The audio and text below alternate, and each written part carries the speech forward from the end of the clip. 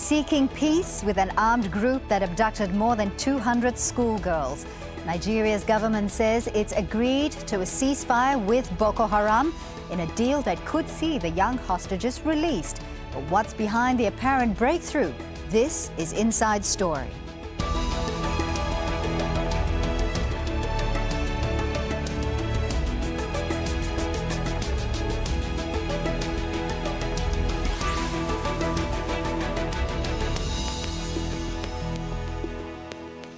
Hello and welcome to this edition of Inside Story. I'm Fauzia Ibrahim. The armed group Boko Haram has caused outrage around the world when it abducted more than 200 schoolgirls in Nigeria. Well, that was back in April, and as yet little has been heard of the girls' fate. Well, news now that Nigeria's government has agreed to a truce with Boko Haram is now raising hopes for their release. Negotiations are said to have been mediated by Chad. The Center can confirm to you that there has been contacts between the government of Nigeria and representatives of Boko Haram. The discussions are essentially in relation to the general insecurity in the northeast and also the need to rescue all captives of the terrorists, including students of Government Girls Secondary School, Chibok. From the discussions, the terrorists indicated their desire for and willingness for peace and to discuss and resolve all associated issues. They also assured that the schoolgirls and all other people in their captivity are alive and well. Already, the terrorists have announced a ceasefire in furtherance of their desire for peace. In this regard, the government of Nigeria has, in a similar vein, declared a ceasefire.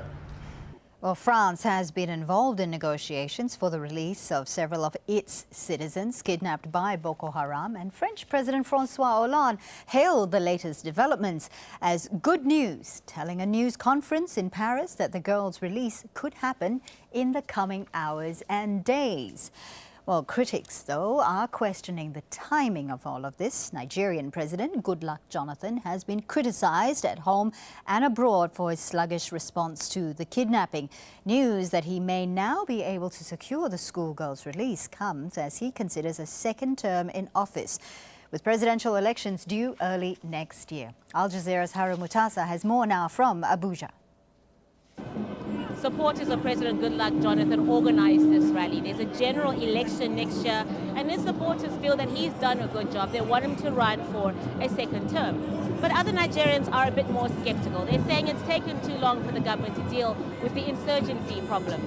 News of a ceasefire side with Boko Haram has come as good news to many people, but others are skeptical. They say they've only heard the government's version. They want to perhaps hear from official Boko Haram sources. They want perhaps the leader Abubakar Shekau to appear in a video and say that he's agreed to the ceasefire, maybe talk about where the girls are and what he got in exchange to agree to the ceasefire that the government says has been reached. The parents of the girls are frustrated, they're angry, they're scared. Their girls have been missing for more than 6 months.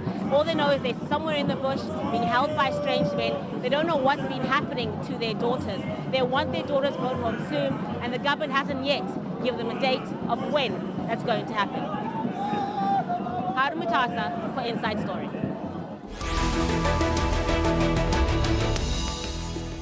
Let's get straight to our discussion now and the thoughts of our guests. And in Abuja, we have Mike Ejiofor, former director of Nigeria's State Security Service.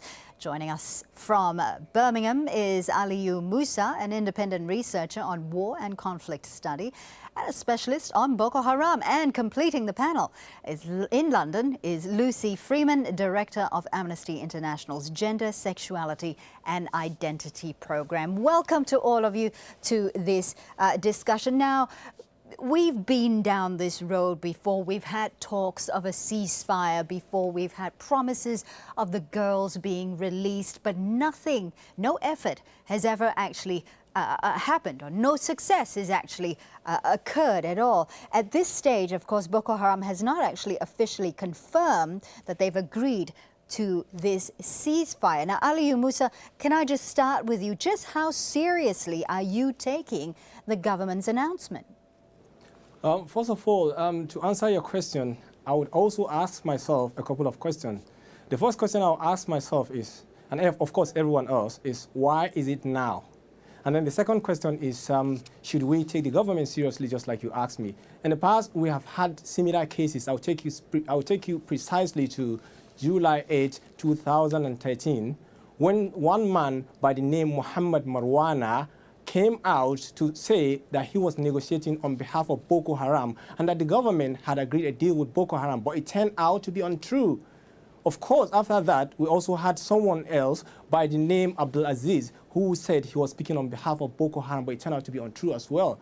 And then now we're having one lady who says he's negotiating on behalf of Boko Haram, saying that there is the government saying that they have had an agreement with him on behalf of Boko Haram, and that Abubakar Shekau, the man that the government said they killed a few weeks back, had also given his blessing to the negotiation. So what is the government taking the people for?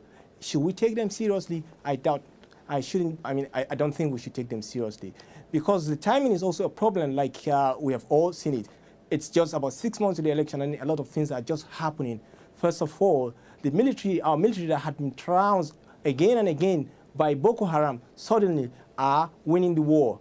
They have been regaining the ground that they lost. They have been recovering weapons from Boko Haram, and then suddenly we heard that the Shekau had been killed. So why should all this be happening now? Why should we take the government seriously? I doubt if this is the right time for all this, if these things are actually genuine. Let me just throw that same question, those same questions to Lucy Freeman from Amnesty International. Lucy, are you just as pessimistic that this ceasefire won't actually eventuate? Well, we're very anxious to see the release of the girls, and we're very anxious for an end to the conflict in Nigeria. So, of course, we're hoping that this is the beginning of something and that we are going to see developments in the coming days. But we are waiting very much to see confirmation that the girls are going to be released and that there is some kind of negotiation. We're also very anxious that any negotiated agreement doesn't give immunity for some of the very serious crimes against humanity and war crimes that we've seen take place during the conflict. So we're anxiously awaiting further information. All right, well, Mike Ejiofor, can I just bring you into this discussion now? Aliyu Musa certainly made some very valid points now. We've been down this road before. We've seen talks of a negotiation of a ceasefire before, eventuated to nothing. Well, I think the earlier proposals had come from Boko Haram. But the present proposed truce is a clear departure from what used to happen before. The government has come out with a statement that they have reached an agreement with Boko Haram. That means there must have been a lot of behind-the-scene negotiations for government to accept the conditions. You also recall that the government has been open to negotiation, but that there must be identified and known leaders whom government should discuss with. I think that is the position now. So we must all be excited and optimistic that results will get results. Let's wait until well, forgive us for not being excited and optimistic. As I mentioned before, Mike, you know, we've been down this road before. Hopes have been dashed before. The question I want to ask you is why would Boko Haram agree to a ceasefire now? And can I point out, too, that at this stage, they haven't officially come out to say that they have agreed to a ceasefire. It's only the government that's made the statement. Well, like Aliyu said, two reasons could be adduced for this present situation. One, you recall that Boko Haram actually took some grounds, and recently the government has taken back such positions and turned the heat on the Boko Haram. So I think we should not lose hope, which is very important. Two reasons, like I said, the heat is on them, and they are bound to negotiate. And secondly, they are losing grounds, and there's very important need for them to negotiate with government. Aliyu Musa, you touched on a little earlier about the question of timing, which I want to get back to a little later. But right now I want to talk about Boko Haram and the fact that it's not actually a united group, is it? It is a fractured group. So even if the government has agreed to a ceasefire with one faction of Boko Haram, they still may have a fight with the other factions. Of course, there are a lot of factions of Boko Haram. If you remember what one professor, an American professor who said that, I mean, Boko Haram has become a franchise that has got a lot of people interested in it. I mean, there is the political Boko Haram, which of course people in government would deny its existence. And there are factions of Boko Haram that are actually Boko Haram that are based in Nigeria, based in some parts of the West African sub-region. Now, the question is, which of the Boko Haram is the government claiming to have reached an agreement with? Is it the Abubakar Shekau Boko Haram that we know is the deadliest, or is it a different Boko Haram? The question now is for the government to tell us exactly which of the Boko Harams are they dealing with. I remember, I mean, if you talk of authority on Boko Haram, people that have got connection, I mean, links with Boko Haram. I know of one, Ahmed Salkida, who used to be a journalist. And from what he's been tweeting in the last few days, is he does not believe that the right group is the one that the government is dealing with. Of course, there is Shehu Sani, who at one point also tried to negotiate, broker a deal between the government and Boko Haram. He has also said that we should take this announcement cautiously. So the question now, the onus now is on the government to tell us which of the groups they are dealing with at the minute, because I can't see the same group that Abubakar Shekau used to lead being the same group that has reached a deal with it. And if it is the same group, then we are waiting for them to either accept, I mean, to either confirm it or deny it. All right, certainly a very important point there that I want to get back to. But before we go deeper into our discussion, let's learn a little bit more about this group, Boko Haram. Now, it was formed in 2002, and its name roughly translates to Western education is forbidden. Now, the group's aim is to create an autonomous Islamic state in northeastern Nigeria. Boko Haram has killed thousands of people in attacks on markets, bus stations, government buildings, churches and mosques. Now, last year, the United States government declared Boko Haram a terrorist organization. Now, the Nigerian government had attempted several negotiations in recent years, but was unable to come to any peace deal. Now, in part because the armed group has so many different factions, as we mentioned, and includes fighters from neighboring Chad, Cameroon and Niger. Now, Mike Ejiofor, we were talking there about the different factions of Boko Haram. And as Aliyu Musa said, that there is a need to ensure that there is a joint agreement amongst all of the factions of Boko Haram. Now, how confident is the government that they can actually get all of the factions of Boko Haram on board for this ceasefire? Yeah, I entirely agree with Aliyu in his submission that Boko Haram has become a franchise. But the government must have also vetted its sources before going to this negotiation. We should not lose sight of the fact that earlier promises and offers have come from Boko Haram. That's the franchise area, the people who claim to be representing Boko Haram. But now that the statement is coming from government, that they have negotiated with, and don't forget that this negotiation is not between Nigeria and Boko Haram leaders, whether they are factions or not. But other countries are involved, like Chad and Cameroon are involved in these negotiations. So I believe very strongly that the sources being used are credible and that will achieve results. Lucy Freeman, what do you think is the underlying issues here that allow Boko Haram to continue to exist and to continue in the 5 years that they have to wage violence against the people of Nigeria? Well, it's been a very long period that we've been studying this. I first travelled to Maiduguri in 2010 just to look into the first large attack in 2009. And right from the beginning, we've been calling on the Nigerian government as Amnesty to really take this seriously, to have proper investigation into what's going on, to hold people accountable, government agencies and forces as much as the groups then. But what we've seen is for the 5 years or so that this has been going on, that it's been allowed to continue. There has been an absolutely inadequate response to it. There hasn't been proper protection of the population there, and it's allowed it to continue.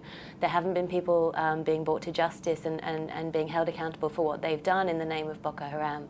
And what we've seen recently is this horrific escalation where You have, I mean, the abduction of these girls from Chibok is terrible, but they're one of very many groups of young women and of girls who have been abducted by the group.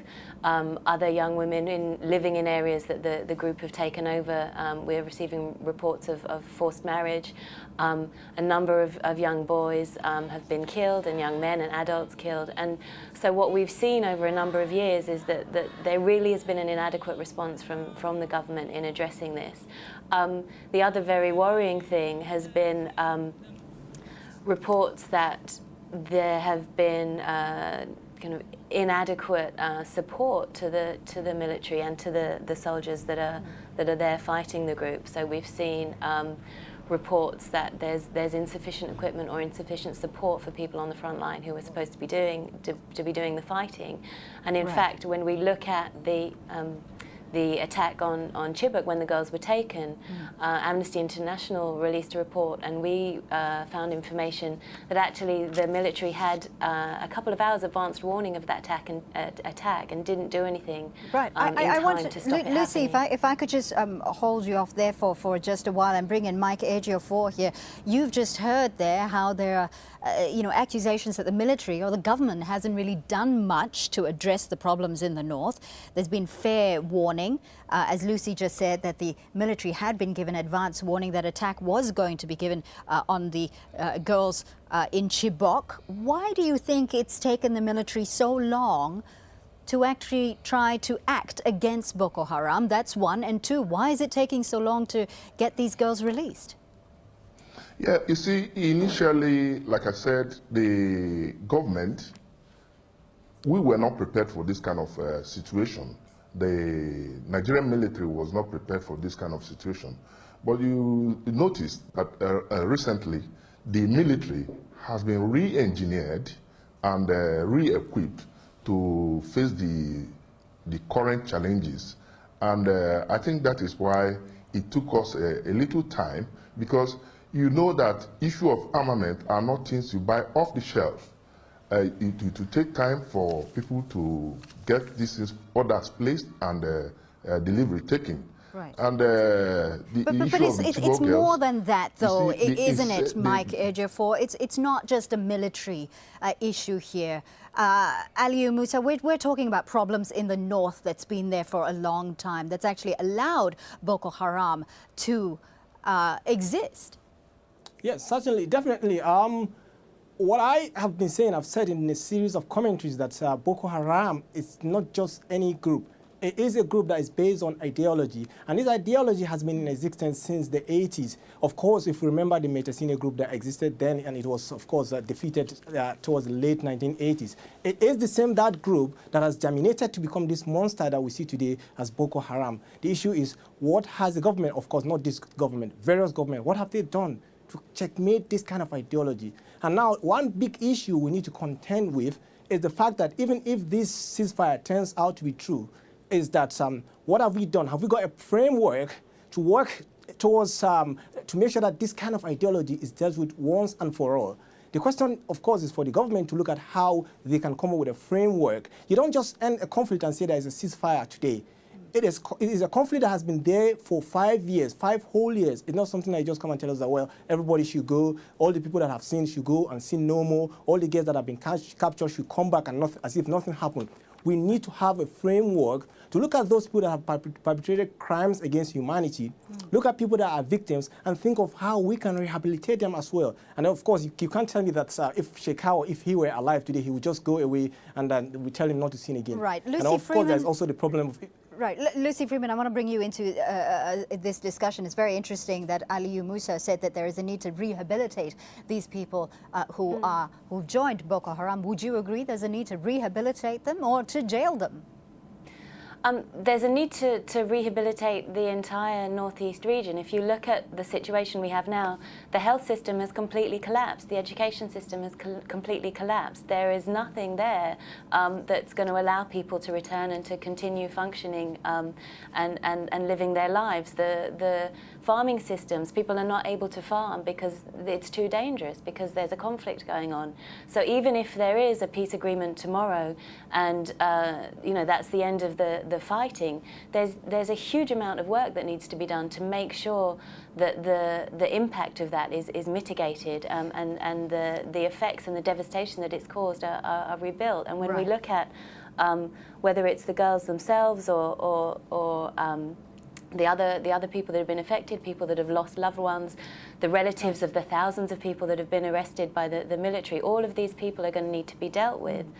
The question here, though, is the question here is really, is President Goodluck Jonathan the man to do it? He is, of course, seeking a second term in office. Now, that announcement comes just as reports of a ceasefire with Boko Haram. Mike Ejiofor, one would say that President Jonathan is exploiting the country's security situation for political gain. Well, I don't agree with that, because if you're talking of framework, the government has put in place a lot of framework to chase the issue of Boko Haram, especially the release of these girls. You remember that a presidential committee on Chibok girls to establish the veracity of the claims was set up, and the victim support program was also set up by Mr. President that would take care of the victims and address the issue of the Northeast in particular, the issue of education, the issue of employment, and the rest of them. You also note that, one of the contributors said, that this is an issue of ideology. So it doesn't bother, it doesn't just rest on the government making provisions in terms of welfare or employment. It might not necessarily address the whole issues, because this is the issue of ideology. But since the government has entered into negotiation with this group, let us hope and pray that this will work. I think a lot of people are hoping and praying that it will work. Some are actually hoping and praying that President Jonathan doesn't get re-elected, Aliyu Musa, because some think that he is the problem. Well, we need more than prayers here to get things done. The president has to be a president, because at the minute we are not seeing that. But is he the man? Is he the man who has the country's security in his interests? Well, he's got that already. The question is whether he's using it as he's supposed to use it. This is a man whose government was watching under his nose. People were abducted, and for 8 weeks he was in denial. And everyone in government was in denial, only to come and accept it now that these girls are coming back home. He needs to do more than this. People need to do more than prayers. We need to really work hard to make sure that even if this is not true, we need to make sure that we turn it to be true somehow. So my point is, the government hasn't done enough, and there's nothing on the ground, no evidence on the ground shows that the government is trying to do anything to get this problem solved at the minute. Lucy Freeman, I can see you nodding there. How would you rate President Jonathan's handling of the situation and of Boko Haram? Well, I just wanted to come back actually to something that Mr. Ejiofor said, because yes, there was a panel of inquiry set up, an investigation done after Chibok, but where's the report? Where's the implementation of the report? The President has set up numerous commissions of inquiry. There have been panels of investigation.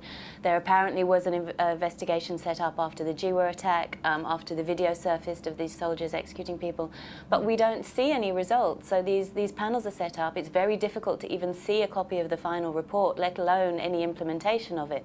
So I'm hugely skeptical that there is going to be some kind of proper framework should these girls be released, or to implement any agreement. And the impunity levels are so high, and it's so important that we see accountability for these crimes, accountability for these abducted people, for all the people who have been killed. These are war crimes and crimes against humanity, both by Boko Haram but also by the Nigerian government.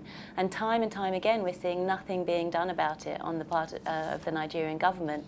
So it doesn't bode well going forward in terms of actually getting stuff implemented. Thank you so very much for this discussion. We're going to have to leave it there. It's been a wonderful talking to you. We'd like to thank Mike Ejiofor in Abuja, Aliyu Musa in Birmingham, and Lucy Freeman in London. And of course, do feel free to add your voice to this discussion. You can always leave your comments at facebook.com/AJ Inside Story. We're also on Twitter. Look for @AJ Inside Story. And Fauzia Ibrahim, thanks for watching. Bye for now.